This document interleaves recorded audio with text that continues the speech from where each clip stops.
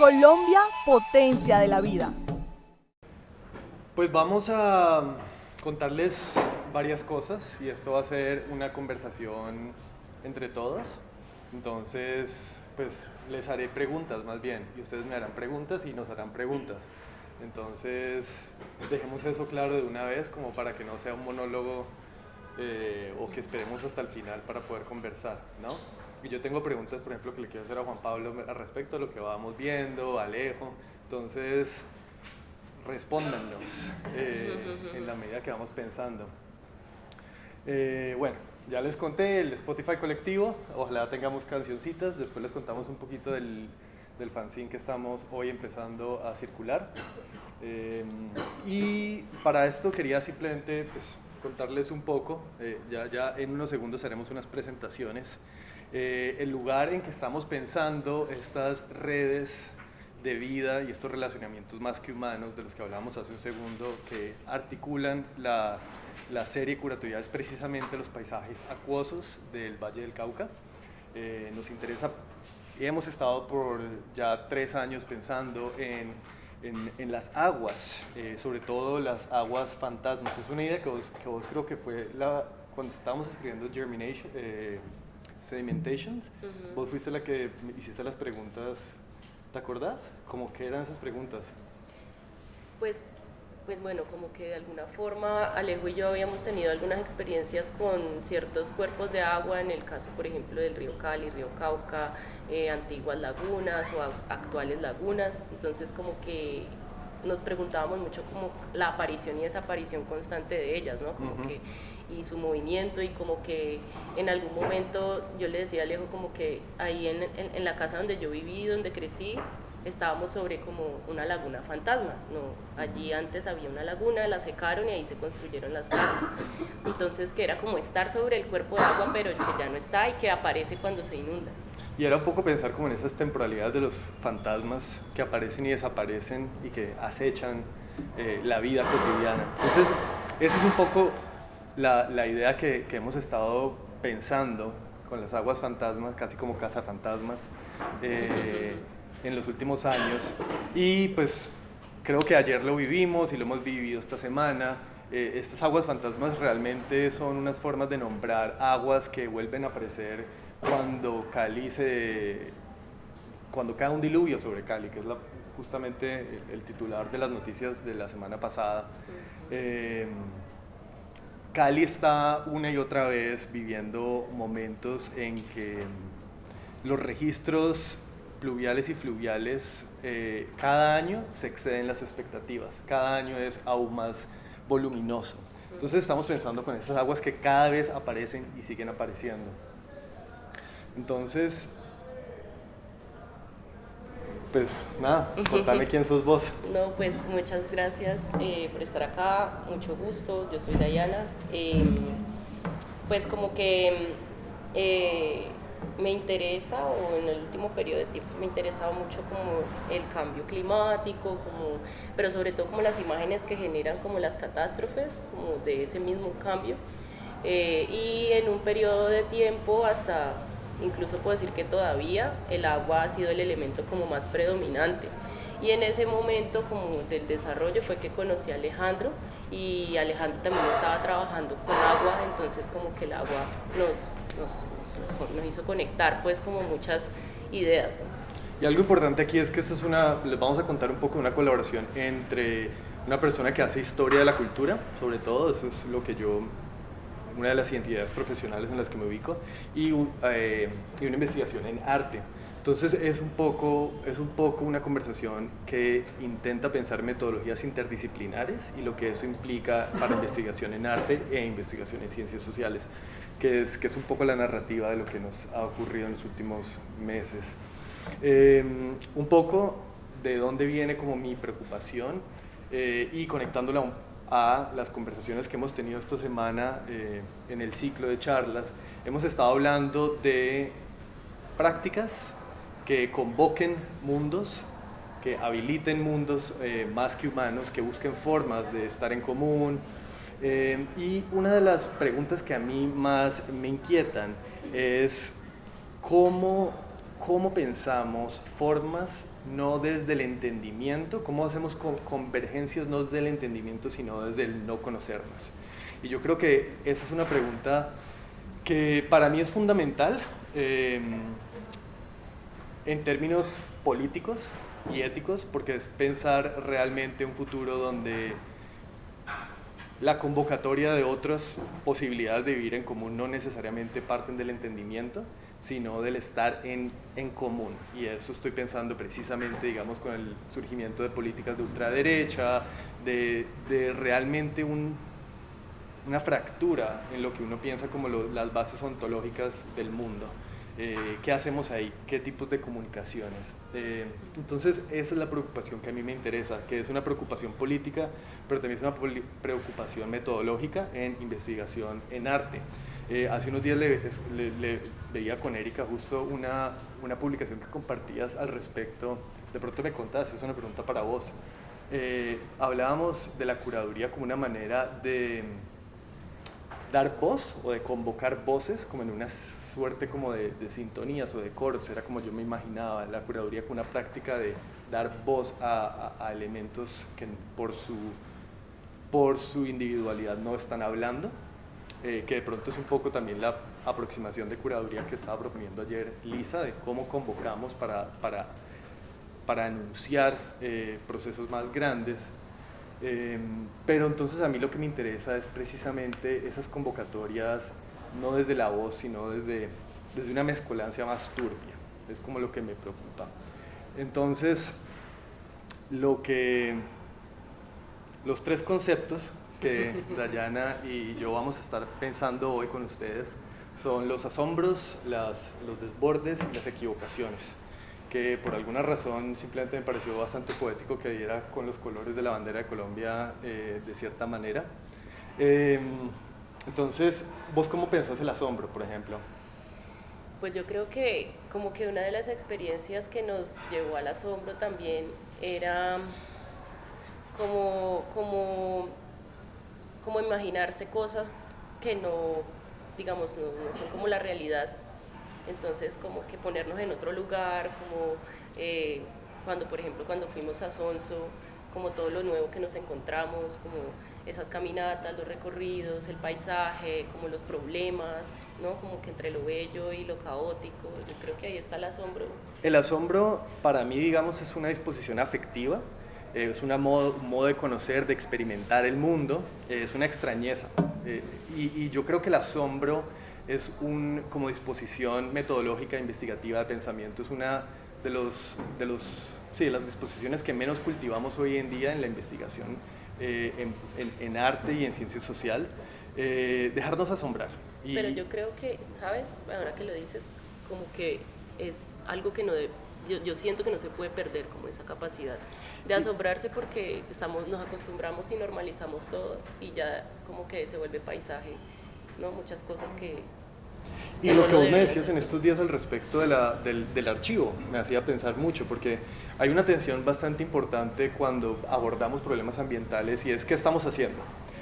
Hay un gesto que es representar el archivo, hay un archivo de destrucción ambiental que queremos habilitar y darle visibilidad, que es un gesto de la representación, pero de pronto cuando hablaba ayer Lisa al respecto de salirnos de estas metodologías y habilitar la voz, la vocalidad de otras texturas, de ríos que hablan, ya tenemos que salir del registro de la representación, que es el campo principal de las artes.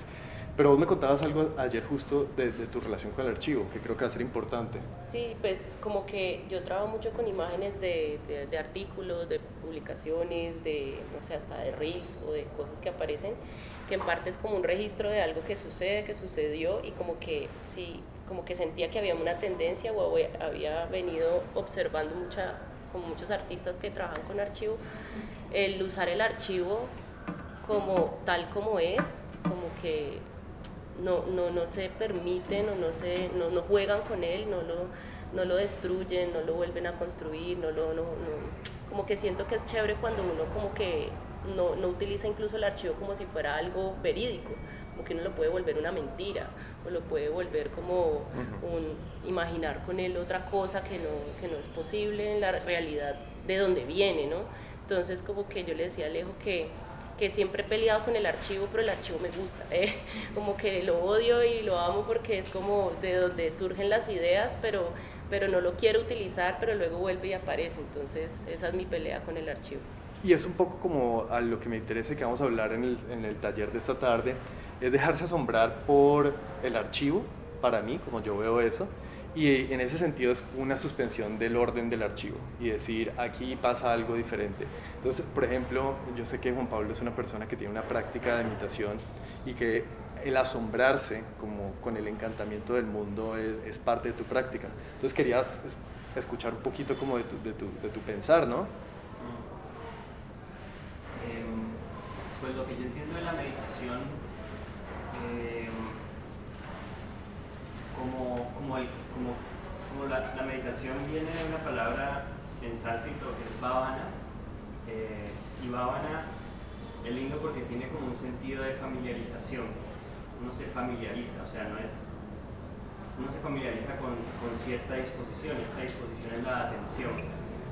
Entonces, lo que cultivas y con lo que te familiarizas es quizás justamente esa capacidad de atender. Y sí, eso se hace un poco desautomatizando los hábitos, ¿no? Como desautomatizando lo que en cierta comprensión de la psicología yógica y budista se llamarían los samskaras, ¿no? Que son los patrones habituales. Entonces, para desactivar eso, pues necesitas cierto dispositivo que es la quietud. En algunas prácticas, en otras prácticas hay otros dispositivos que se utilizan, ¿no? Las visualizaciones, el mantra, la música, pero todo consiste, o me parece que en gran parte consiste en buscar cultivar la atención. Es como la búsqueda del cultivo de la atención, y esa atención tiene que ser abierta. Claro. No tiene que ser abierta, pero digamos como que se puede trabajar la atención de dos maneras. Una manera más cerrada, que sería más relacionada con lo que nosotros comprendemos como concentración en un solo punto, ¿no? Se llamaría meditación unipuntual. Entonces, por ejemplo, hay un objeto que se utiliza, como, no sé, la sensación en las fosas nasales o la sensación en alguna parte del cuerpo, pero hay otro arquetipo de la meditación que es la meditación abierta. Yo relaciono más el asombro con esa cualidad más abierta de lo que algunos, por ejemplo, tibetanos llaman la meditación sin objeto. Entonces, no hay una meditación con un objeto en particular en donde se refina la atención, sino que la meditación sí esté abierta. A mí me parece que el asombro tiene más que ver con ese arquetipo de la meditación. Pero en la meditación hay, obviamente, es todo un mundo, hay muchos dispositivos. Y yo creo que esa cualidad abierta, expansiva, que tiene mucho que ver con el elemento del espacio en las prácticas orientales, en ciertas prácticas de la India, como con el espacio. Sí, creo que sería como lo que yo relacionaría con el asombro. Sin duda, y es un poco la historia que gracias, y un poco lo que les queremos contar y hablar son encuentros en los cuales uno habilita el asombro para poder atender a otras cosas. Entonces es un trabajo de campo. Lo que estaba pensando, ¿no? Es que también para mí la meditación es un entrenamiento, ¿no? Y eso lo hablamos un poquito en Manizales. Para mí es una práctica, ¿no? Es algo a lo cual uno vuelve una y otra vez. O sea, el asombro se cultiva. Claro. El asombro se cultiva y necesitamos ciertos dispositivos para cultivarlo, porque si no los patrones habituales, los samskaras, nos llevan por delante. Entonces, para mí las preguntas, y era la pregunta que yo hacía en Manizales, ¿no? Bueno, ¿cuáles son las prácticas que tenemos para cultivar esta disposición? Claro. En las prácticas espirituales o en el yoga o en la meditación o en el budismo, está un camino muy bien diseñado para cultivar estas disposiciones. Entonces era la pregunta que yo traía, bueno, ¿ustedes cómo lo están haciendo? ¿No? Claro. Y yo me vinculo también mucho con esto de la filosofía como manera de vivir que trae Pierre Hadot, este filósofo, ¿no? Como que dice la filosofía es el cultivo de ciertos ejercicios espirituales. Entonces, ¿cuáles son los ejercicios espirituales acá? ¿Qué nos permite desarrollar este asombro? ¿Cómo lo cultivamos? Claro. No, y esas son preguntas fundamentales que creo que podemos traer a la segunda parte, que es el taller, y es precisamente prácticas no lo hemos conversado así, pero son prácticas de asombro, de cierta manera. El segundo concepto es muy material, es el desborde que estamos viendo, pero lo que quería agregar ahí era el desborde también es una forma de... O sea, hay algo poético en la idea del desborde como los bordes que se deshacen, ¿no? Como pensar los bordes como unas rupturas. ¿Vos qué pensás?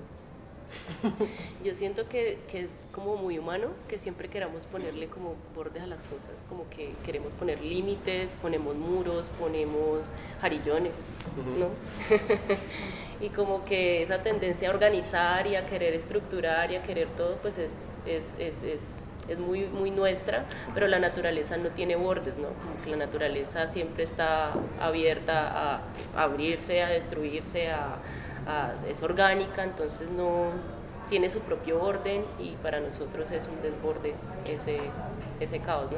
Claro, y además es que creo que pensar en metodologías que acudan a lo no humano no como un medio, sino como una parte de interacción, también tiene que pensar en cuáles son los métodos y los medios que se imponen en esos flujos, y en ese sentido entonces ya no podemos seguir habitando el mundo de los órdenes, sino que hay pues, prácticas biomateriales, por ejemplo, que permiten quedarnos con el desborde y interactuar con eso. Y el último concepto que queríamos hablar hoy es el de la equivocación, que creo que es muy constante en el trabajo, pero aquí yo no quería pensar en equivocación como el fin, como el error, sino trabajando desde las propuestas de Eduardo Viveros de Castro, de Marisol de la Cadena, pensarlo como una interrupción en el momento en que dos discursos no se encuentran y aún así en ese no encontrarse se abren nuevos espacios para lenguajes conceptuales, prácticas estéticas. Entonces es una manera de encontrarnos en unas diferencias que no son conmensurables y en vez de suprimirlas, es decir, cuál es el espacio intermedio. Entonces, creo que esas son como las tres disposiciones metodológicas de nuestra práctica investigativa en artes y sobre todo también uno puede pensar cuáles son los ecos, las reverberaciones de esto en prácticas curatoriales. Entonces, vamos a llegar al trabajo de Dayana en unos segundos. Mientras tanto, yo quería contarles algo sobre cómo se trabaja los ríos.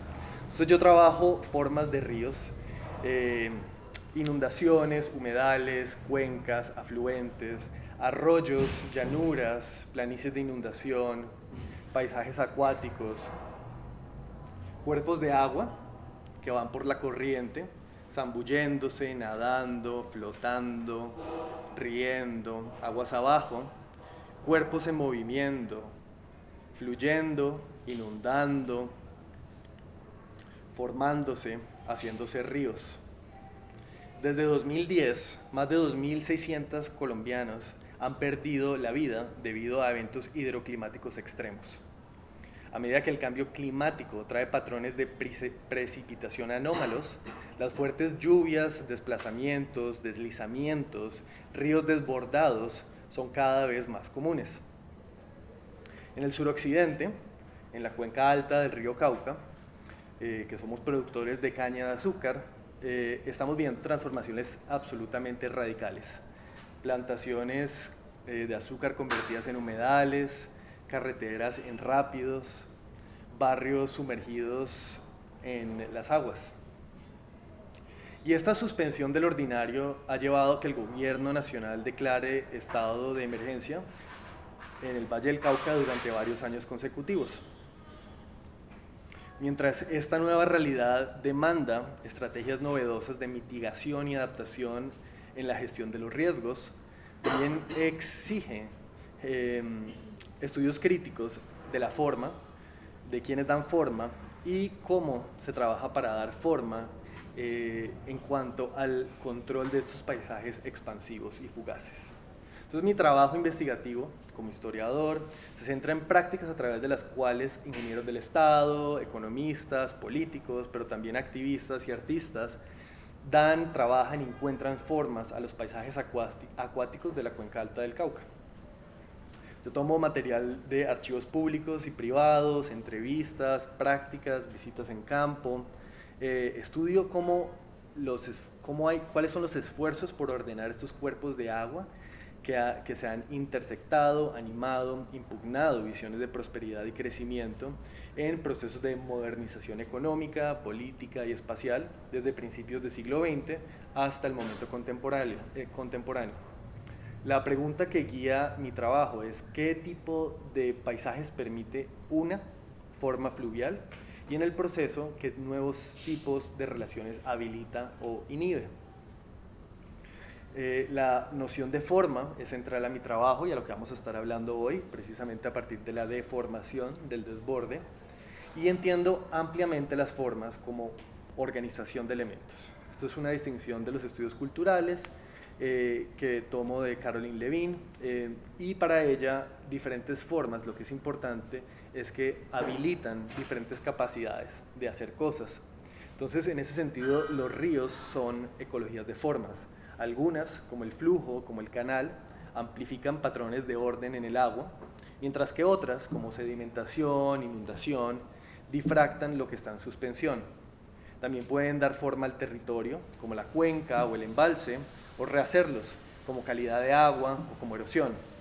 Sin embargo, las formas fluviales creadas por el Estado siempre son precedidas y suspendidas por las formas del propio paisaje.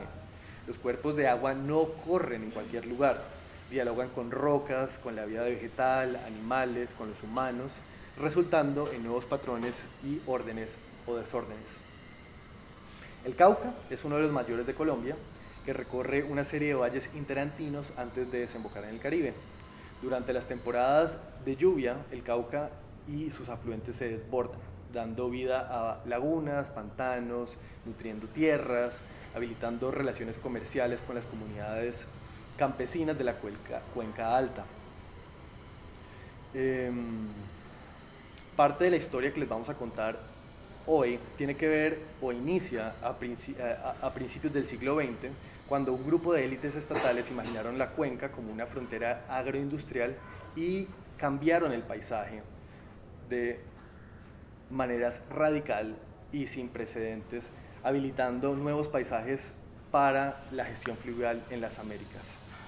Los flujos de los ríos fueron alterados, los pantanos fueron desecados, se desarrollaron presas hidroeléctricas y cada gota de agua fue redistribuida con precisión milimétrica. Si bien el reordenamiento del espacio acuático permitió condiciones para la emergencia de un sistema de producción agroindustrial que ahora impulsa la economía nacional, también resultó en la desaparición de economías campesinas, de territorios anfibios, y en la producción de profundas e injustas asimetrías ambientales.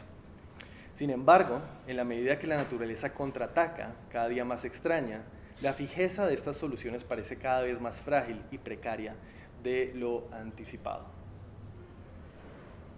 Estuvieron viendo algunas imágenes de archivo y de dron que he tomado y de las cuales hablaremos en un minuto. Entonces, las formas que a mí me interesan son 4. Yo hablo de flujo, de cuenca, de canal y sedimento. El momento de hoy, que es la colaboración con Dayana, tiene que ver con el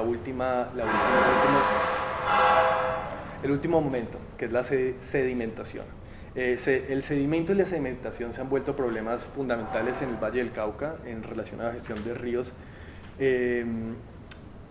desde los sedimentos que fueron desbordados en el río Anchicaya en el 2001 hasta hoy en día.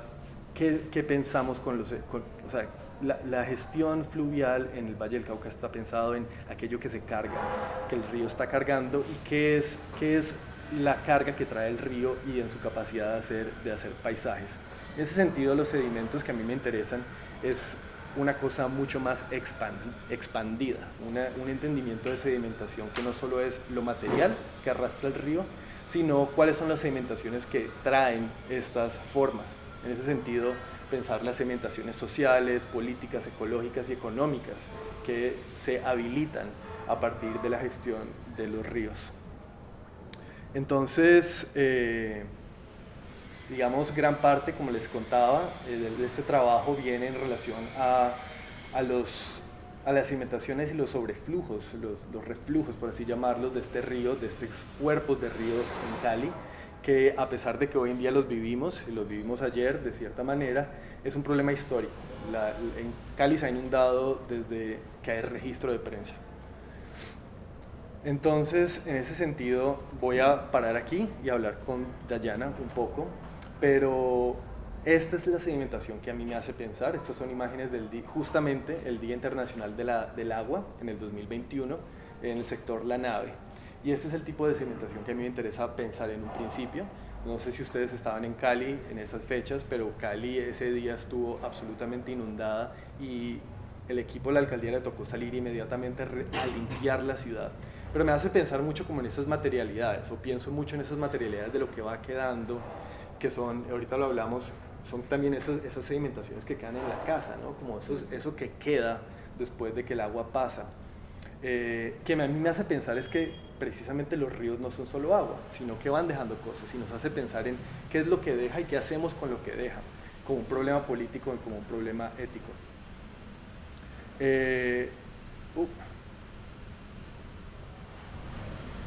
El concepto del cual no les hablé al principio es el concepto del desborde, y el desborde también lo hemos hablado de otras maneras. En inglés, que es como cuando yo intento pensarlo, tiene que ver más con la forma, el desborde como la no forma, formless, que yo he estado también pensando con un concepto de lo que no tiene forma. Y en este sentido lo tomo como una acumulación de prácticas que están precisamente destruyendo la forma como una propuesta artística, y que están pensando están pensando las prácticas artísticas a partir de aquello que siempre está explotando, que está desbordando la misma apuesta. Entonces, prácticas artísticas que desbordan. En el Valle del Cauca hemos tenido algunas, les estaba mostrando un poco del trabajo de María Belia Marmolejo. En la tarde voy a hablar un poquito más de Alicia Barney, pero yo creo que, por ejemplo, el trabajo de Diana Buitrón, el de María Ángela Ponte, tienen algo de ese formless, esas deformaciones, desbordes, pero creo que el trabajo que a mí me habla al respecto del desborde pues es el tuyo. Entonces, contame qué has hecho con tu trabajo. Bueno, digamos que con todas las imágenes que Alejo nos mostró como de esas crisis de inundación de Cali, como ese sentir que hay una emergencia climática, que estamos desbordados como ciudad, ¿sí? Y que también es una ciudad que no está preparada para ningún cambio así tan radical. Yo por eso empecé a trabajar como con este archivo, sobre todo porque yo lo viví, ¿no? Como que yo viví en un lugar que se inundaba constantemente, en el norte de Cali, que se llama Floralia. Floralia, sí. Entonces como que este espacio me llevó como a pensar o a entender mucho la experiencia personal con el agua, que era una experiencia como traumática, ¿no? Pero contanos en qué año vivías allá, sí. Como tus memorias. Sí, yo crecí allá, digamos, entre el 95 y que 2005, 2006, más o menos. Resulta que en ese momento no había como un sistema de aguas lluvias, como una estación de bombeo que existe hoy en día. Y lo que sucedía es que al ser un barrio construido sobre una antigua laguna, ¿sí? Que se secó para poder, digamos, hacer casas de interés social, el agua volvía a aparecer, incluso sin llover, brotaba sobre el suelo y se inundaba sin caer una sola gota. Porque si tú abrías un hueco al lado de la casa de 1 metro, había agua, debajo de nosotros había agua.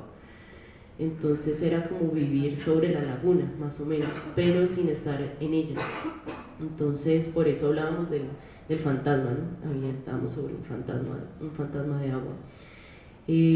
¿Por qué querías por qué quisiste volver no, quédate vos con él, yo hablo de Manturito. ¿Por qué quisiste volver a Floralia con tu obra? Y antes de que nos vayamos allá, contame un poquito de lo que venías haciendo antes como nómero, por ejemplo? O sea, ¿cuál es la transición? Sí, es que digamos que de alguna forma como que de la mano de Johan, cuando estábamos trabajando en nuestros últimos 2 proyectos, el que ganó el premio Arte Cámara, que se llama Estudios sobre el fin de las cosas, digamos que fue como un pensarse como los objetos del mundo, como lo que nosotros usamos en nuestro día a día, como una arqueología, ¿no?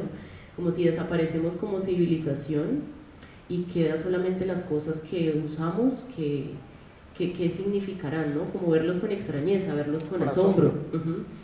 Y si fuéramos extraterrestres y llegáramos aquí y no hay humanidad, ¿qué dirían esos objetos de nosotros? ¿Qué dirían esos objetos y estas cosas de las personas? Entonces empezamos a imaginar eso. También de alguna forma el último trabajo que hicimos, que no lo terminamos realmente, que era la paradoja de los gemelos, que era como, no sé si han escuchado esa paradoja, que es como que tú tienes 2 gemelos que nacieron el mismo día, al mismo tiempo, y cogen a uno y lo mandan al espacio, y el uno envejece y el otro no, porque los tiempos, como por la relatividad son diferentes, entonces el tiempo los afecta diferente. Entonces empezamos a hacer como sucesos catastróficos que sucedieran como el mismo día, como que 2 cosas, incluso eran como que no sucedieran exactamente aquí, por ejemplo una lluvia de meteoritos en Júpiter y aquí estaban, no sé, en la guerra tal, no sé, cosas así, como coincidencias en los momentos, en el tiempo y en la catástrofe.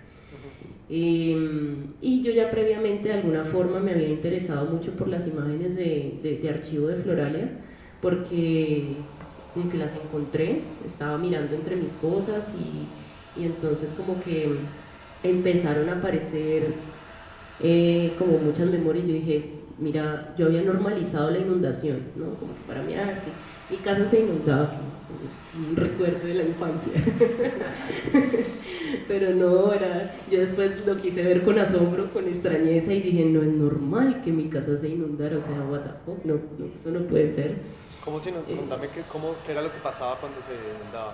Claro, lo que pasaba era como que, digamos que empezaba a llover y ya todos los vecinos sabían, ya todos tenían la experiencia porque habían incluso muchos que venían de mucho antes, vivían allí desde la fundación del barrio y era como que todo el mundo ya estaba preparado y era como no, hay que subir las cosas al segundo piso, ya nadie puede salir, el vecino de allá entonces necesita ayuda, entonces hay que ir a ayudarlo y hay que ir y volver y ya cuando el agua empezaba a subir, ya tocaba quedarse arriba en el segundo piso a esperar a que desaguara. Entonces cuando ya desaguaba era bajar y empezar a limpiar y a quitar como el lodo, el sedimento, el sedimento que quedaba pegado por todo y olía mal porque eran aguas también de la alcantarilla y era ver la rata y la cucaracha en todas partes, eso es bastante tétrico.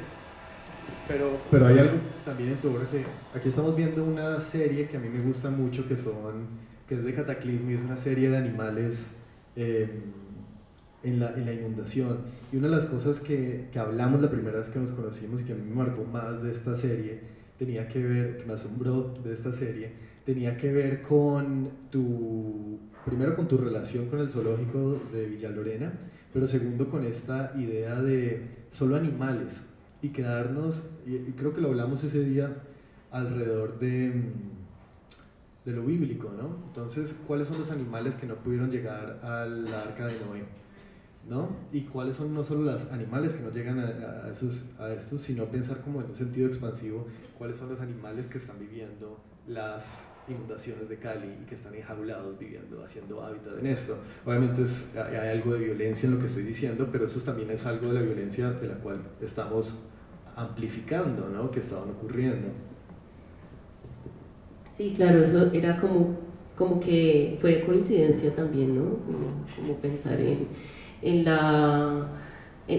además que justamente en el barrio estaba el zoológico de Villa Lorena, que tenía un león al lado del río Cauca, entonces tú ibas a ver al león y literal era el río Cauca y el león y la jaula. y el tigre y todos animales como rescatados de circos De narcos y también de narcos y como maltratados, animales maltratados. Y también luego yo decía, pero es que uno también era como el animal esperando, ¿qué será de mí? ¿No? Como trepadito, como encerrado también de alguna forma, ¿no? Entonces era ponerse como en ese lugar y pensar entonces, bueno, si hay un diluvio y si Cali se inunda, ¿qué pasaría? Y entonces ahí fue donde yo llegué como a una noticia que salió como un reporte del país que se llama el Katrina de Cali, que fue ¿qué es ese? Que yo empecé pensando como ahí, como bueno, si hay una gran inundación, porque había como un estudio que decía que el Jarillón estaba debilitado porque, pues bueno, ahí habita gente, hay árboles, allí hay hormiga-riera, eso es una construcción muy vieja, que en cualquier momento si se dañaba, si se desbordaba el Cauca, pues quedábamos sin energía, sin agua potable, todo Cali destruido, como un panorama súper apocalíptico y que lo comparaban en dimensiones como el Katrina, ¿no? Como el Katrina de Cali, ese era como el titular. Entonces como que ¿cómo sería? Y yo me empecé como a imaginar como, bueno, ¿cómo sería ese Katrina? ¿Cómo sería esa gran inundación y cómo viviríamos la catástrofe?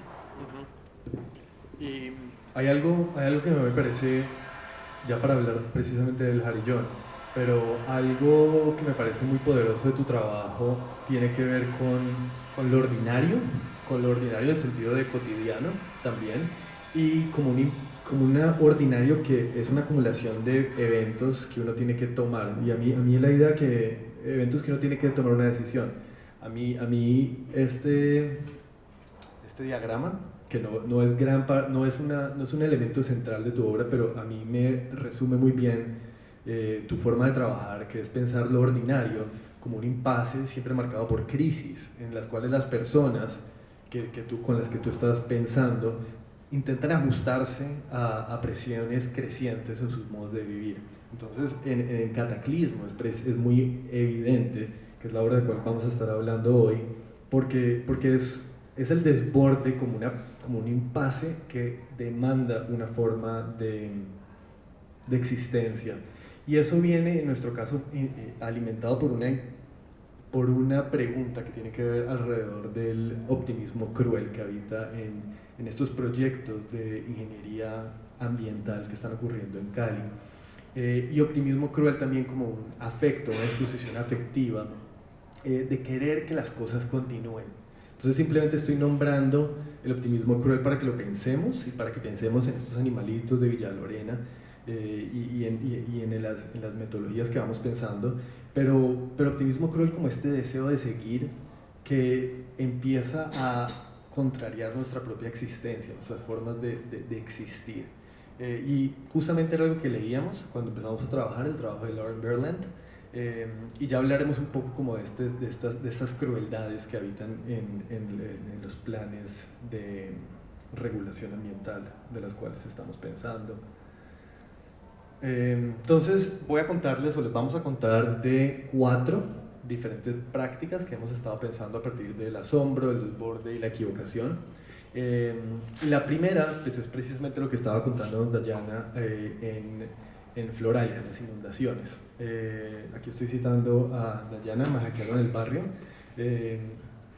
También puede ser corrientes atmosféricas, lo que estamos rastreando. Entonces yo llegué a Floralia, por otro lado, yo llegué pensando en esos cuerpos fantasmas a partir del archivo de mapas de la Notaría Primera y Segunda de Cali, donde aparece muy bien no solo los cuerpos de agua que existían en la región y en Agua Blanca, sino los predios y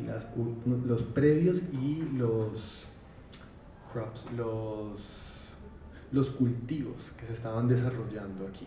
Era una zona absolutamente habitada y habitable, que existió por muchos años, mucho antes de la construcción del dique del Jarillón de la CBC en el 64. Y venía con muchas dudas, que qué había pasado con estos cuerpos de agua, qué había pasado con esas familias campesinas que ya habitaban en esta región. Y en ese momento Dayana y yo estábamos ya conversando, trabajando, y decidimos seguir las aguas de Floralia en el sitio donde se concentra, que es la estación de bombeo de Floralia. Algo bonito, las equivocaciones que van ocurriendo en este espacio y que creo que vos podés hablar mejor, pero aquí era un artista y un historiador en una estación de bombeo hablando con un funcionario en Cali. Pues es que afortunadamente, digamos que fue como también coincidencia que, claro, cuando conocí a Alejo, yo me había ganado una beca del ministerio para hacer el proyecto de Cataclismo.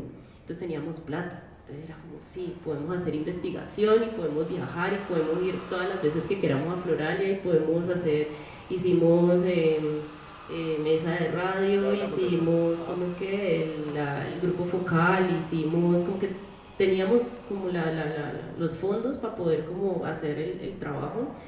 Y entonces como que en parte era como entender, no solamente como que qué sucedió, sino qué se imaginaba la gente también que podía suceder en el futuro, ¿no? Era como un juego también entre el diálogo de nosotros dos allí. Y digamos que, por ejemplo, una de las entrevistas, digamos, hicimos varias entrevistas, digamos, la idea era como Alejo era como para su parte como conceptual y en mi caso como para también algo visual que yo quería como encontrar allí para la obra. Entonces hicimos unas entrevistas, las planeamos, hicimos entrevistas a los vecinos, que eran como mis amigos de la infancia cuando yo vivía allí, y la estación de bombeo que queda justo al frente, que se encarga como de evitar que el barrio se inunde hoy en día, ¿no? Y nos dimos cuenta como de que la estación de bombeo funciona, pero al 50% como que tiene máquinas dañadas, no le han hecho mantenimiento, está como en desgaste, el señor que trabajaba allí era como súper ambiguo, como que... Era un líder sindical. Sí, un líder de sindicato, pero entonces tenía como posturas radicales y no, como que siempre iba y venía como entre muchas cosas, pero nos permitió entender cómo funcionaba y fue tenaz porque era como que la CBC le paga a Cali una multa, ¿no? Para contaminar. La CBC le pone una multa en Cali. Le pone una multa en Cali. Y Cali paga a la CBC. Ajá. Para poder contaminar el río, porque digamos que sale muy costoso limpiar las aguas residuales y eso es como que pues no lo van a hacer porque sale más barato pagar la multa. Entonces lo que pasa es que el río Cauca vive siendo contaminado todos los días, a toda hora, porque es mucho más barato contaminar el río.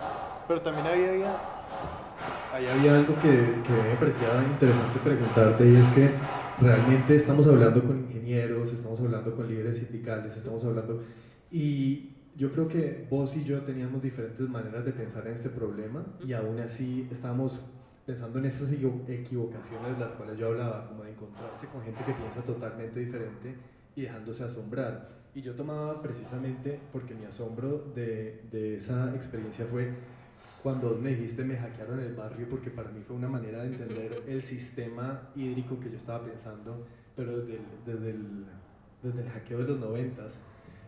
Quería preguntarte cómo te sentías vos, por ejemplo, con esa entrevista del operador de Cali, ¿no? Pues sí, como que yo siento que en la práctica lo que vos decís, como que nos enriquecimos ambos de muchas cosas, de muchas experiencias de gente totalmente distinta. En el caso del ingeniero, digamos que fue un poco como ver una perspectiva de un funcionario, ¿no? Un funcionario público, cuáles como los ideales, como que él decía, no, lo ideal sería esto, lo ideal sería lo otro, pero nada de lo ideal existe, ¿no? Como que lo ideal sería que esa máquina funcionara, pero no funciona. Lo ideal sería que tal, y era como que no era todo, pero era esto es lo que hay, ¿no? Ajá.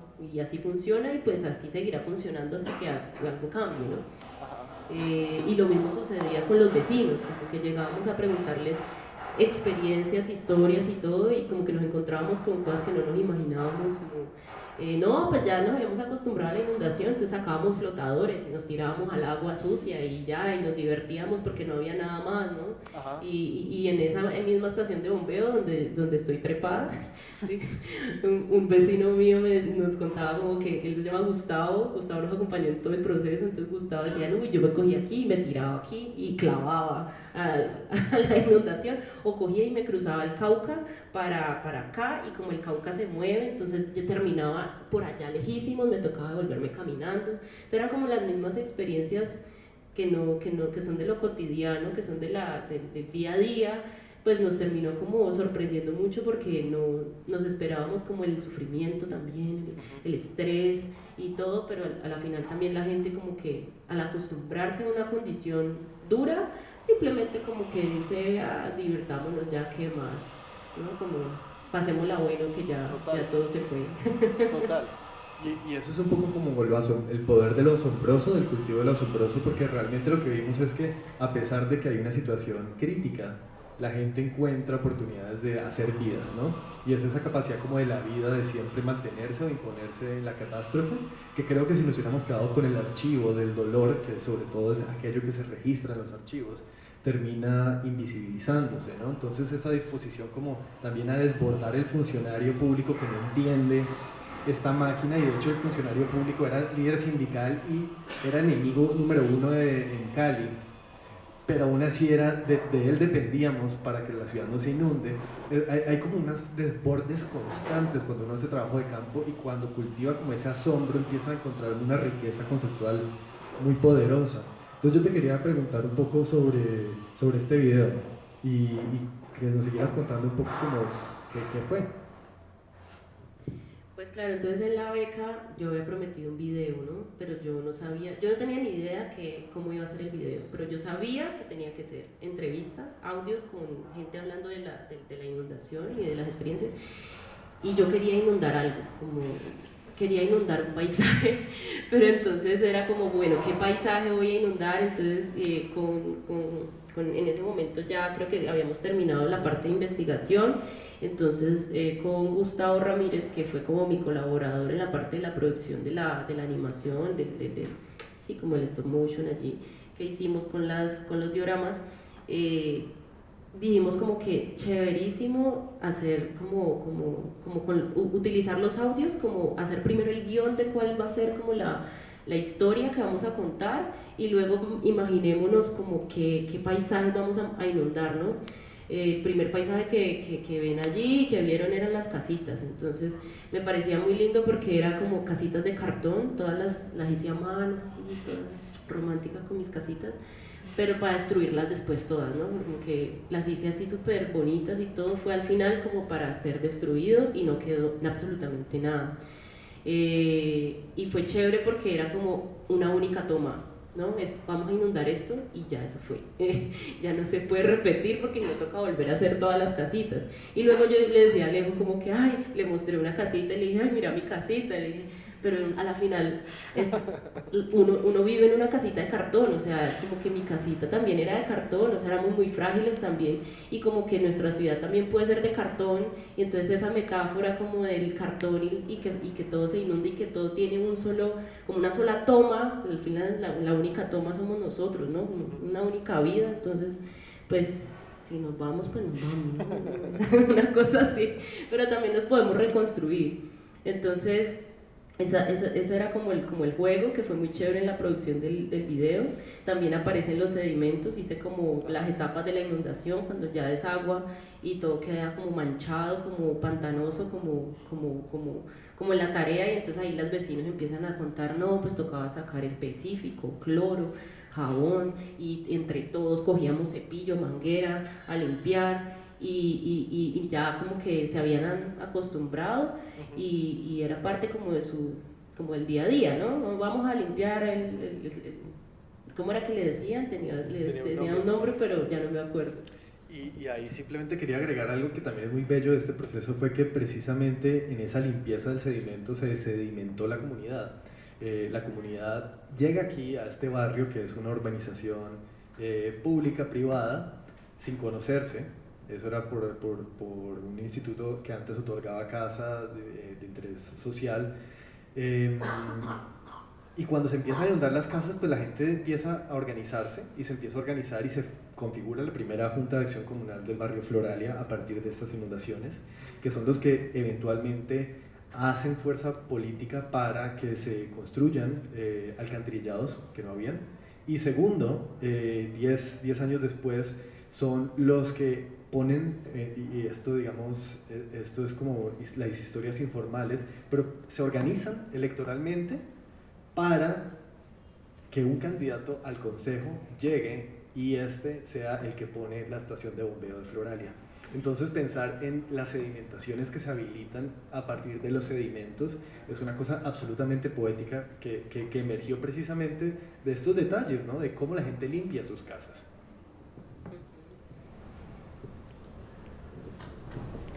Entonces, contanos qué estamos viendo ahí. Pues bueno, esta es una foto que está en blanco y negro, es de Alejo, y la que está a color es una acuarelita que hice también del mismo día, ¿no? De un paisaje que vimos en un mirador en Sonso, en la laguna de Sonso, en Buga.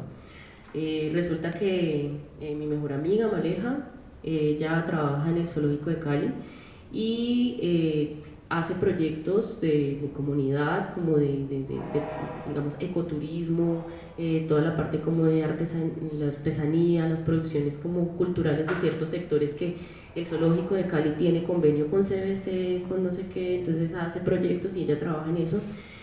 Nos invitó a Sonso y dijimos qué chévere, queremos ir y hacemos como unas rutas, hicimos una ruta, unos recorridos. ¿Y cómo se conecta esto con las aguas de... Claro, entonces como que de alguna forma nosotros empezamos como a pensar, esa es una madre vieja, ¿no? Esa era la madre vieja, la María, algo así. El caso era como que, claro, queríamos ver que nos encontrábamos en la madre vieja, en esta laguna, y aparece un problema, ¿no? Como que dentro de la belleza siempre hay algo que funciona. Y esa era el buchón, ¿sí? El buchón. Resulta que el buchón es una planta, no sé si ustedes la han visto, que es como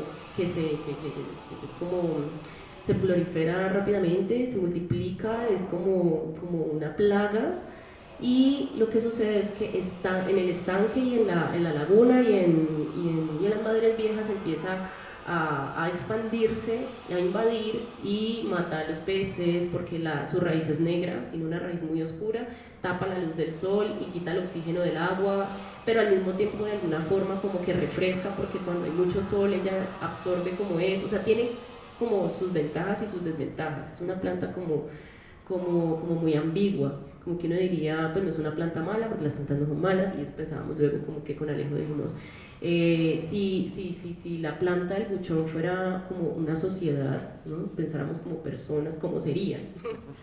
Entonces, para ampliar un poco esta idea, el buchón es una planta que llega al Valle del Cauca y a muchas otras lagunas interandinas porque tiene una capacidad de absorber metales pesados.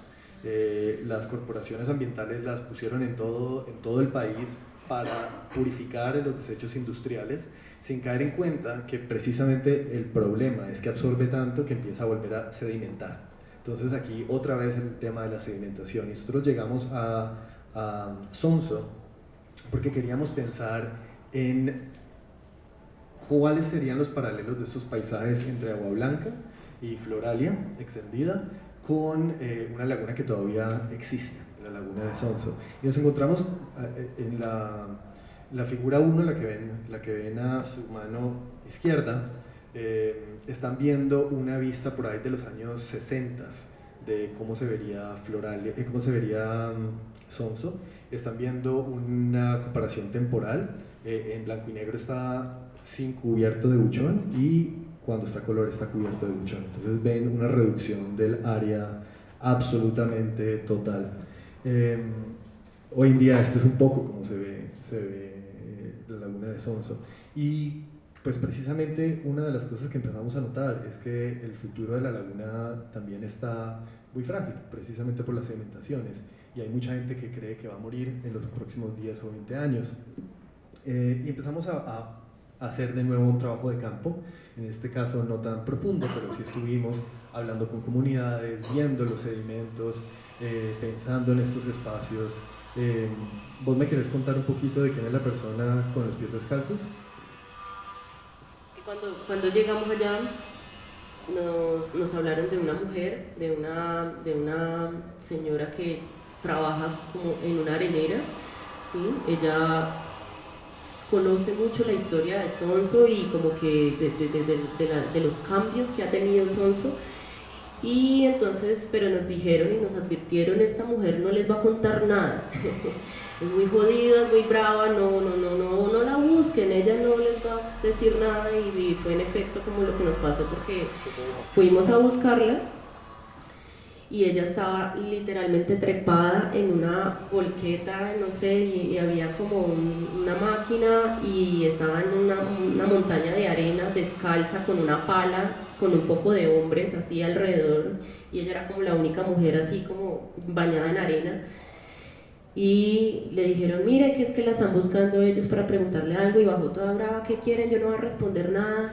Y entonces nosotros, no, pues solamente teníamos un poco de curiosidad, ¿qué está haciendo usted acá? No sé qué. Pues le preguntamos como, queríamos preguntarle sobre la historia de la laguna. Sí, pero entonces lo que ella dijo fue como que no, la CBC volvió hasta una nada, ya no queda nada. No queda nada de lo que, sí, no están sirviendo para nada. Y ya, y no quiero hablar con ustedes, me largo, ¿no? Como Exacto. estaba como muy ofendida. Y pues ahí fue como que Alejo y yo dijimos, tenaz, porque seguramente también en ese transitar este espacio y en esa transformación, pues obviamente hay un montón de líos como con lo institucional, entonces se supone que la CBC protege, no sé qué, pero entonces la cuestión de contaminar el río, no sabemos cómo funciona realmente como estas prácticas de protección de los espacios ecológicos, ¿no? Hay muchos intentos, pero a la final no sabemos qué se hace. Sí, no, total. Y ahí lo que quería agregar es que, volviendo al buchón, el buchón es un problema ambiental y estamos pensando con este problema ambiental, pero algo que sí está pasando en esta comunidad, que cada vez el sedimento se les está comiendo, es que están emergiendo otras formas de florecimiento, y estas formas de florecimiento comunitario tienen que ver precisamente con algunos pescadores que han decidido quedarse en Sonso para recuperar el buchón, procesarlo y vender fertilizantes. Y esto ha activado otro tipo de comunidades y otro tipo de economías, que no solo es para fertilizantes, sino para producción de papel, y más recientemente esa misma comunidad ha estado gestando procesos de avistamiento de aves y de ecoturismo en la comunidad. Entonces nos quedamos pensando como con esa crueldad del buchón y a la vez con esa capacidad de florecer que ocurre con la planta, para pensar precisamente metafóricamente qué está ocurriendo ahí, como esa incapacidad de realmente entender el problema y quedarnos con la ambigüedad. Entonces hay esta serie de pequeños buchones de las cuales ahorita haremos uso, algunos, que Dayana hizo precisamente para pensar en eso. Entonces, no sé. ¿Qué será? ¿Los empezamos a...? No, contame de lo que, como estás viendo la obra. Ya. Pues, a ver, en parte como que pensar, cuando hice esa obra estaba pensando con Alejo como un texto que se llamó Sedimentaciones Blandas, que está por ahí, como que la idea era entender esa parte como ambigua del buchón, su capacidad como de hablarnos incluso de una sociedad, y pues la obra era como cómo se multiplica, ¿no? Como la historia, un buchoncito solo, luego una islita, y la islita se vuelve como la tierra, ya se vuelve como superficie. Y esa superficie pues nos habla también de una crisis, pero al mismo tiempo es como ese contraste entre la crisis y lo que funciona o cómo se puede cambiar allí. Entonces yo por ahí les voy a regalar unos buchoncitos, ¿sí? A quienes quieran participar, ¿sí? La idea es que tomen el buchón y cada uno ahorita con unas preguntas que Alejo y yo vamos a poner, ustedes participen, toman el buchón y lo volvemos una isla. La idea es que entre todos hagamos la isla y hagamos como el sedimento. Entonces, antes de llegar allá, simplemente les vamos a contar de otros 2 iniciativas. Digamos, hay otro espacio que fue precisamente ver las geometrías del movimiento que van surgiendo. Entonces, parte de mi trabajo investigativo es con drones, porque el dron me permite a mí tener unas ópticas de paisaje que otras tecnologías no habilitan. Y he estado pensando con técnicos, agrónomos, con propietarios de fincas, con sus drones y qué es lo que hacen, qué tipo de paisajismo desarrollan para entender sus propiedades y sus paisajes. Y uno de los descubrimientos más bellos de mi trabajo con drones fue, no les he encontrado el nombre, así que si alguien me lo quiere regalar, se los acepto. Esto es una visión aérea de unos cañaduzales cercanos al aeropuerto. Entonces, si han seguido un poco la narrativa, les he contado de unos diques y unos arillones que se construyen alrededor del Cauca para habilitar estas tierras. Entonces, hace 60 años esto estaba totalmente inundado. Lo que ustedes ven, que son unas líneas que atraviesan el paisaje, no sé si las ven, como no las líneas viales, sino unas que atraviesan, esos son antiguos fantasmas de ríos que quedaron pues, que nunca terminan de aplanarse en la plantación y que se empiezan a revelar precisamente cuando que se empiezan a revelar es solo cuando hay un peso sobre ellos, cuando hay cultivo de caña. Entonces ahí sí los alcanzan a ver. Y a mí lo que me interesaba era, pensando en estos fantasmas que estamos cazando,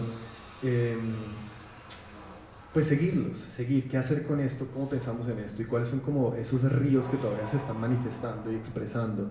Y yo pensaba en esto más en el sentido de los afectos de unos ríos que se están expresando. Y eso es una idea que yo le sugería a Jana, que yo estaba en Estados Unidos y ella estaba en Cali, que pensáramos en estas líneas de fuga, por así llamarlas, que ocurren en el paisaje.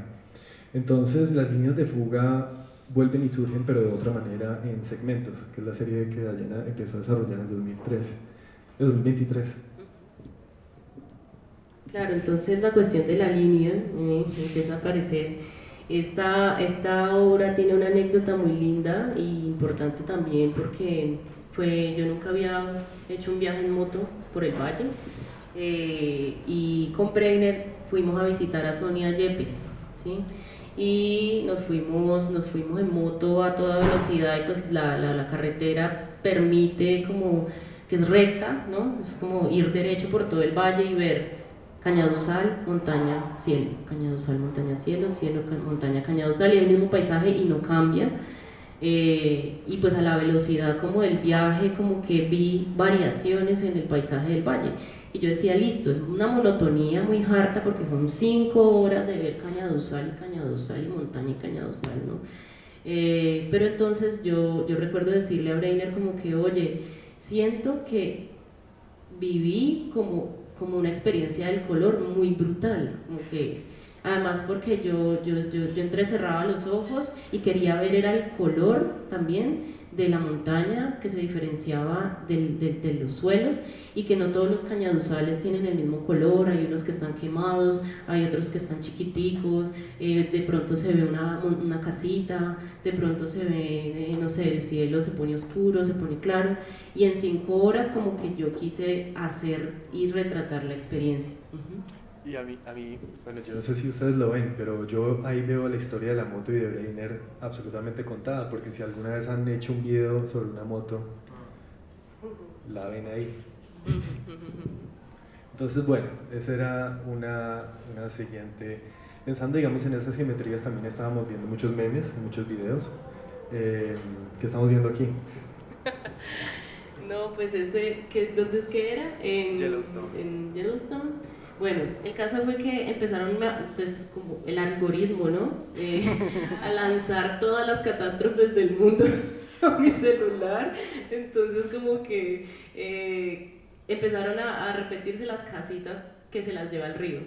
Y entonces yo le mando a Alejandro y le digo, mira, entonces como que él me manda también otras catástrofes y como que nuestra conversación son como reels de cosas que se destruyen.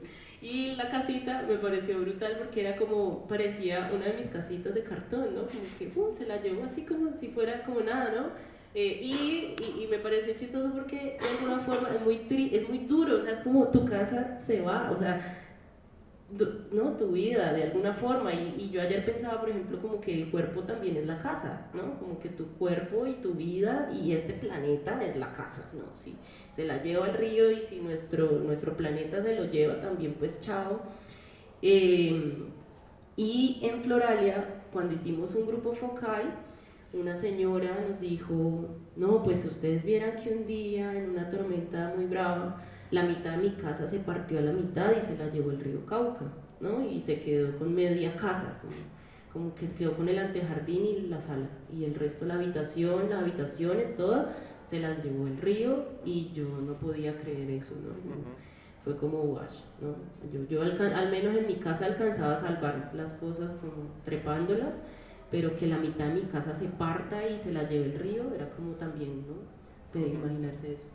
Y parte del juego que empezamos a hacer ahí es pensar qué son las arquitecturas para un mundo que se desborda, ¿no? Como realmente en el sentido estético, pero también material, como qué hacer con esta mujer que nos está brindando su tiempo, su interés y nos está diciendo mi casa se fue, ¿no? Como qué estamos imaginando, cuáles son los modos de habitar esos mundos desbordados.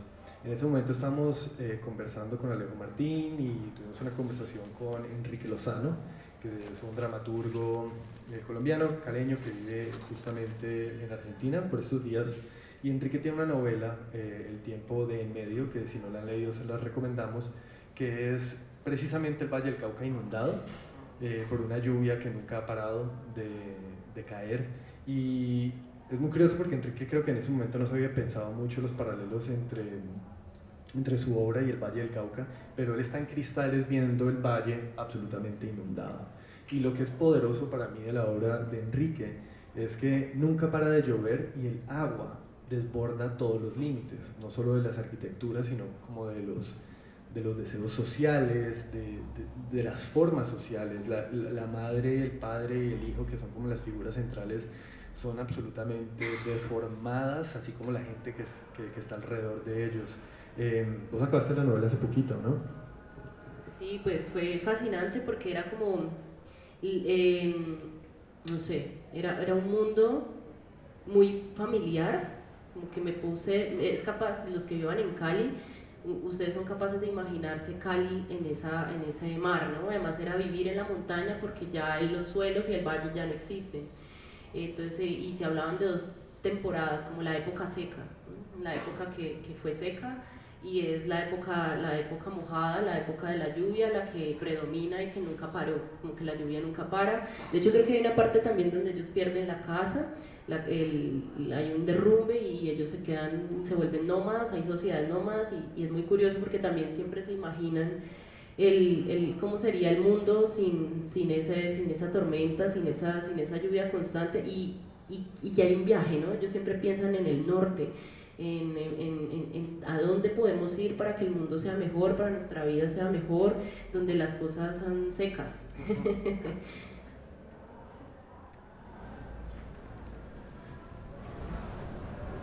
Contame esto. Bueno, entonces, haciendo también como un enlace con Enrique Lozano, con la novela, resulta que él está como en los cristales viendo el paisaje y hay un momento donde ve la otra cordillera, ¿no? A veces se alcanza a ver la otra cordillera y la otra cordillera está incendiada. Él no sabe qué ocurre en la otra cordillera y se pregunta como, bueno, ¿y por qué se estará incendiando la montaña?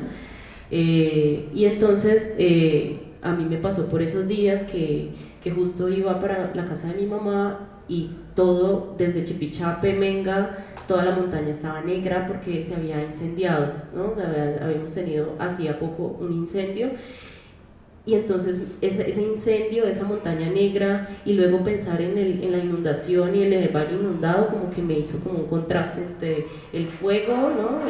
y el incendio forestal, y luego como el diluvio. Entonces que esa guerra entre el fuego y el agua. Y ahí empezó otro proyecto que estoy desarrollando ahora que se llama Ecpirosis, que es como cuando la tierra es destruida por el fuego, ¿no? Cataclismo es la tierra destruida por el agua, viene el origen bíblico pues, del diluvio.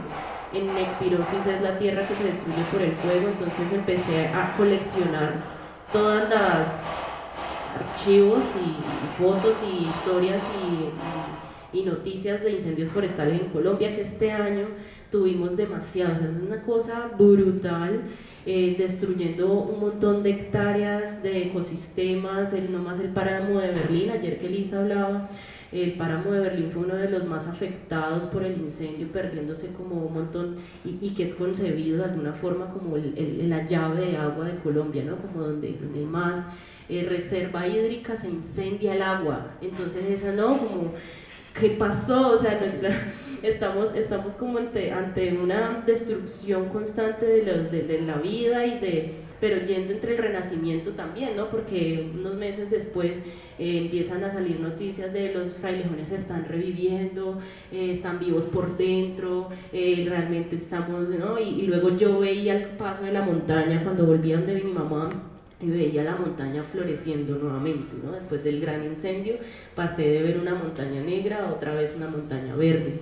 Entonces como que nos destruimos para volver a construirnos, ¿no? Como que la catástrofe sucede para de pronto como, no sé, volverse a pensar, y es el paisaje también, ¿no? Es el paisaje que yo veo aquí en Cali todos los días, y es el paisaje que yo veo todos los días en las noticias, como Colombia se inunda, se incendia, se inunda, se incendia, ¿no? Estamos ante ese ciclo que de pronto se nos escapa de las manos también porque no lo podemos controlar.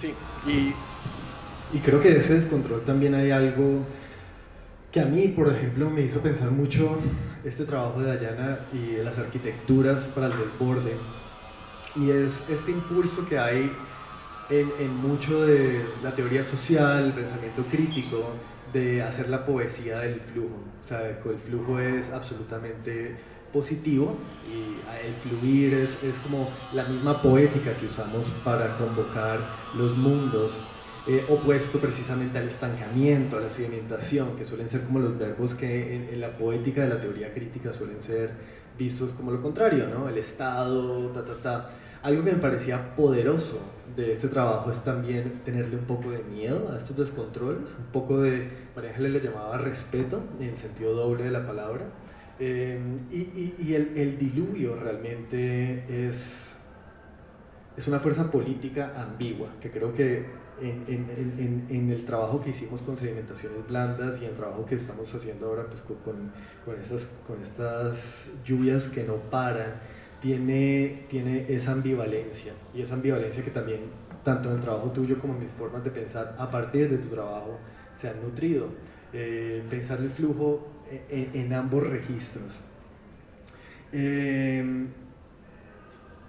Tenemos tenemos dos más que les queremos contar, pero por ahora les queremos contar sobre Arquitecturas Sonoras, que es un fanzine juego que estamos lanzando hoy con ustedes. Es una propuesta estética.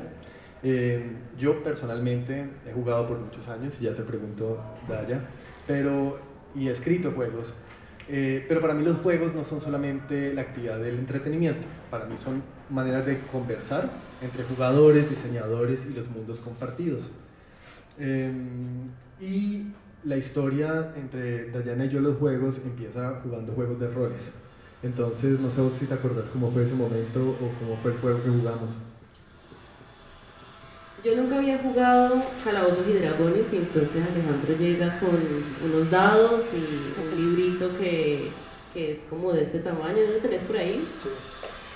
Y entonces me dice, quiero que juguemos esto, que puede ser chévere y te puede gustar, porque digamos, yo he jugado cosas, juegos de mesa me encantan los videojuegos también, pero entonces esta era como otra experiencia, ¿no? Como que tú te pones en un personaje, tú lo inventas, tú lo pones en unas situaciones, tienes unos poderes, bueno, entonces empezamos a jugarlo, primero lo jugamos así como a escala mini, y luego empezamos ya cuando Alejo se fue para Estados Unidos a jugarlo en línea con Lorena, ¿no? Y con Maleja también jugó. Entonces, claro, era como Alejo pone en este de terror zoológico, ¿sí? Como una situación posapocalíptica, ¿no? Estamos en un mundo, de hecho me gustaría leer esa parte como de cuál es la situación que Alejo pone, porque a mí me parece chévere cómo está. Es el mundo 4015. Despiertas atado en un laboratorio subterráneo donde una especie de plantas carnívoras cultiva mamíferos para su consumo. O tal vez estás intentando robar un generador eléctrico para tu comunidad anarcozarigüeya. El mundo del terror zoológico es oscuro pero absurdo. El futuro no fue prometedor. Sobre la superficie del planeta, la vida se extinguió. Hoy la Tierra es un desierto y hace miles de años los humanos crearon complejos sistemas subterráneos con laboratorios y viviendas antes de extinguirse. Lo único que queda son rumores, túneles y tecnología, los tres pilares que animan la competencia por la supervivencia entre diferentes formas inteligentes de vida. Aquí y allá se han formado comunidades de especies mutantes, ciudades enteras fuera del radar, pero muy cerca de los manantiales subterráneos de agua. Entonces, digamos que había como varios arquetipos, uno podía ser, bueno, aquí la apariencia era un conejo, ratón, tiburón, mantis, oso, abeja, pelícano, pulpo, y bueno, como que le puedes poner poderes y mutaciones, telepatía, alas, tentáculos, púas.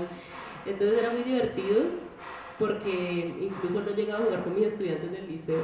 Fue muy chévere porque, o sea, como que te permite imaginar cosas y ponerte en situaciones y crear como el relato, ¿no? Y precisamente eso es lo que yo quería hacer con este juego, algo medio absurdo, pero que nos hace pensar en precisamente un mundo donde ya no hay vida, donde hay una devastación absoluta y cómo vamos a actuar. Yo creo que en ese hacerme una zarigüeya con alas hay una capacidad realmente de imaginar en común qué vamos a hacer cuando un grupo de zarigüeyas con alas no tienen agua. Entonces, eso es un trabajo que yo he venido haciendo con diseño de juegos, como metodologías en arte, en investigación en arte, y es precisamente habilitar este espacio de la imaginación compartida que está en el juego.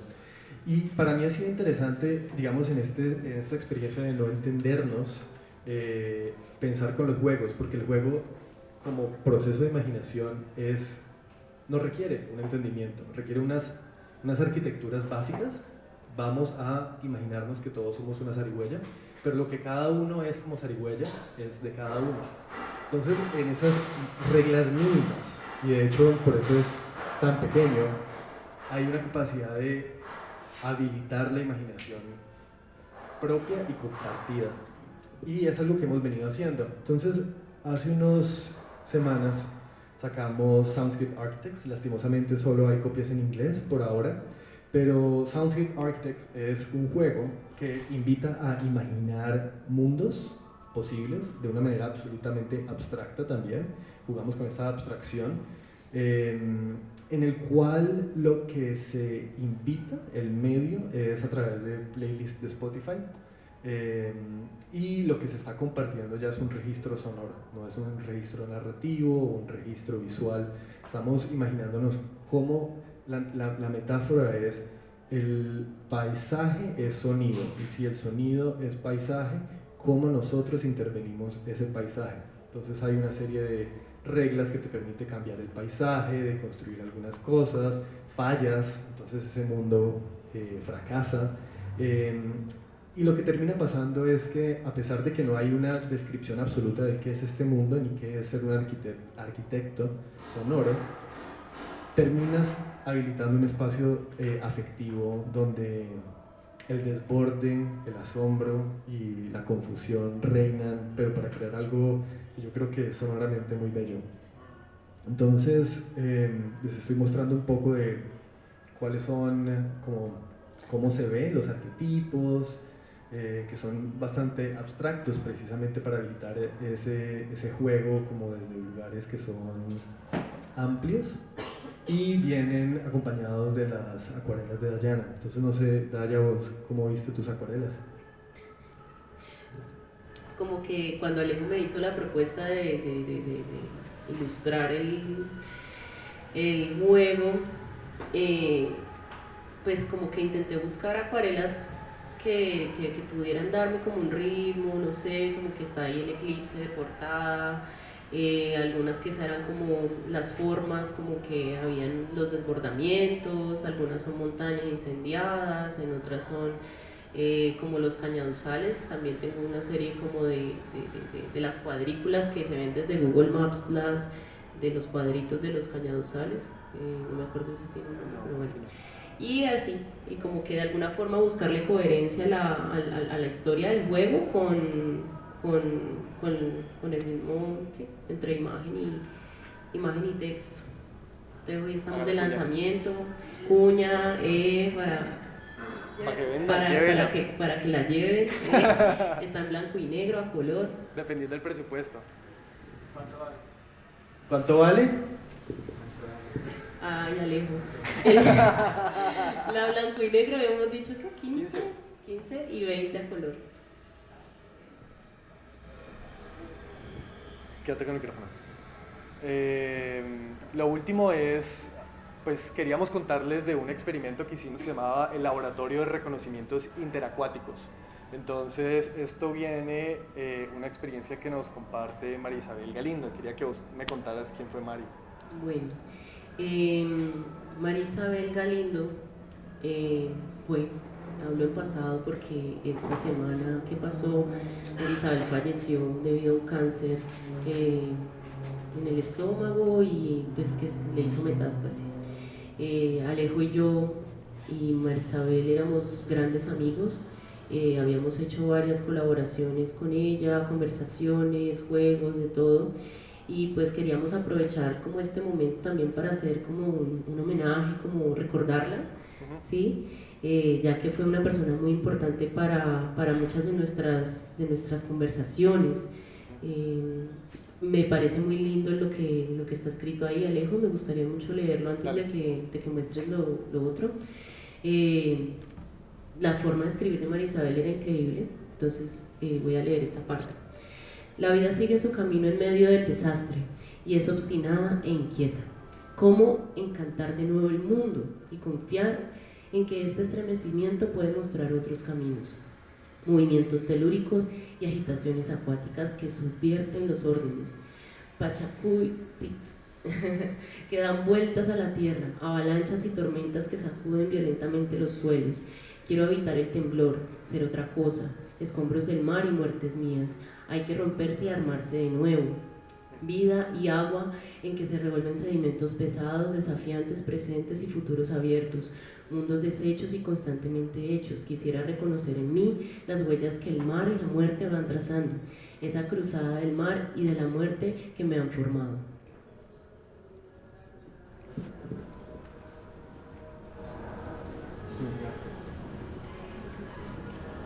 María Isabel nos invitó en el 2021 a ser parte de su clase en Antropología del Agua, en ICESI.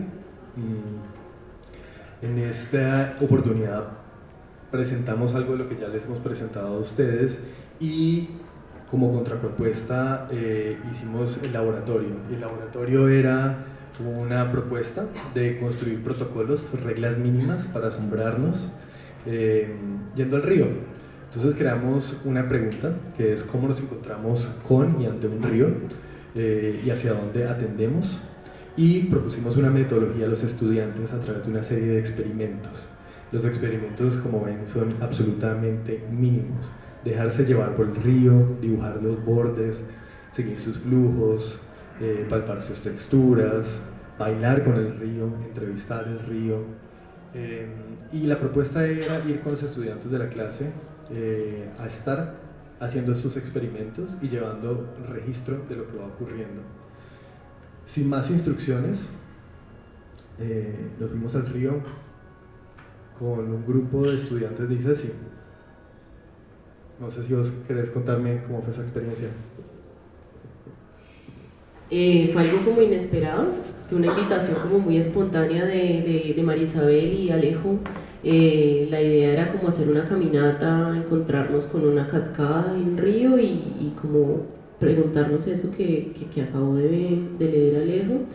Fue un día muy interesante, fue una experiencia muy chévere, además que me acuerdo mucho que pues estábamos como todos en una van, sí, y entonces estábamos Alejo y yo como que yo no conozco a nadie más, y pues yo tampoco, y estamos con un montón de antropólogos, nos van a secuestrar los antropólogos, y entonces era como que para dónde nos llevan, vamos a entrarnos además en los farallones. Pero fue muy divertido, muy interesante como conectar también, como íbamos todos con el mismo pensar, ¿no? Como el agua, vamos a encontrarnos con el agua y ver qué pasa entre nosotros, qué cosas fluyen, qué cosas aparecen, qué diálogos, qué experiencias. Había pues yo por ejemplo tomé nota, por ahí ahorita más adelantico hay unas noticas como del sonido, como del color del agua, como de las conversaciones, como de las texturas, como preguntas que nos hacíamos cuando íbamos como recorriendo. Fue una experiencia muy significativa, creo yo, en la cual como que logramos como establecer muchos vínculos, ¿no? Como, sobre todo como que ahí estaba Lorena, estaba María Isabel, que éramos como todos los que más teníamos relación, y logramos como hablar un montón, ¿no? Como crear un espacio de diálogo importante. Y yo creo que en este ejercicio, que fue realmente jugar con el río, lo que emergió, lo que se sedimentó fue precisamente esa estructura afectiva que al final quedó, ¿no? Me acuerdo que ese día después nos fuimos a la piscina y seguimos como con estas ideas que fueron muy poéticas, que emergieron de este encuentro en la quebrada del Alemán, es que era la chorrera del Alemán. Y pues nada, fue un espacio como de sedimentación, volviendo otra vez como a las sedimentaciones de las cuales hablábamos en Floralia, de las sedimentaciones que hablábamos en Sonso, la sedimentación precisamente como eso que va emergiendo cuando uno suspende, ¿no? Como decía Juan hace unos varios minutos, suspender como lo que uno espera encontrar, simplemente crear experimentos muy amplios y ver qué va a ocurrir cuando uno se encuentra con una chorrera como esta. Entonces voy a adelantarles porque es un poco largo el video, pero ¿Dónde es? la chorrera de los alemanes, ¿por donde uno llega? Toca meterse como por, yo no me acuerdo muy bien, yo sé que uno entra por Siloé, se va por la montaña hacia atrás. Villa Carmelo. Villa Carmelo, sí. Por el cementerio. Ajá. Por allá uno sube. Ajá. Entonces eso es un baile con el río. Uh-huh.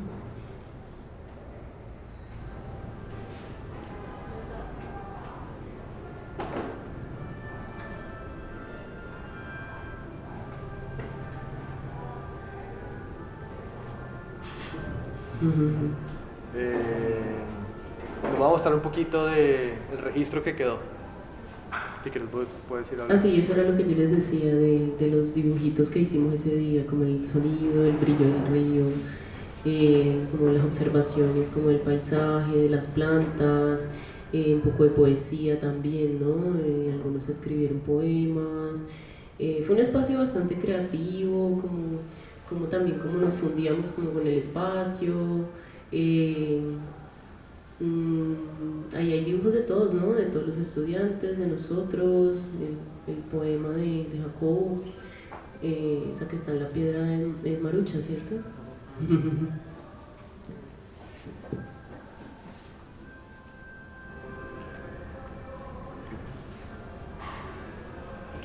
Bueno, ya. Para ir cerrando. Para ir cerrando, después de un largo desarrollo, yo quiero hacer algunas ideas que me llegaron como al final de ver esta presentación, y volviendo como a qué nos dice esto de investigación en arte y qué podemos hacer de este gran arco que les hemos presentado.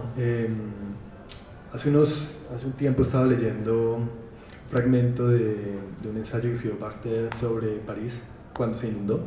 Él dice que París nunca se inundó.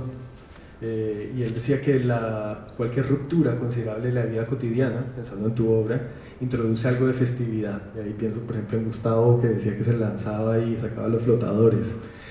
Así la inundación de París no solo se apoderó y desplazó ciertos objetos, sino también desbordó la misma conestesia del paisaje, la organización ancestral de los horizontes, las líneas habituales del mapa, cortinas de árboles, filas de casas, caminos, lecho del río, esa estabilidad angular que tan cuidadosamente prepara las formas de la propiedad. Todo esto se desdibujó.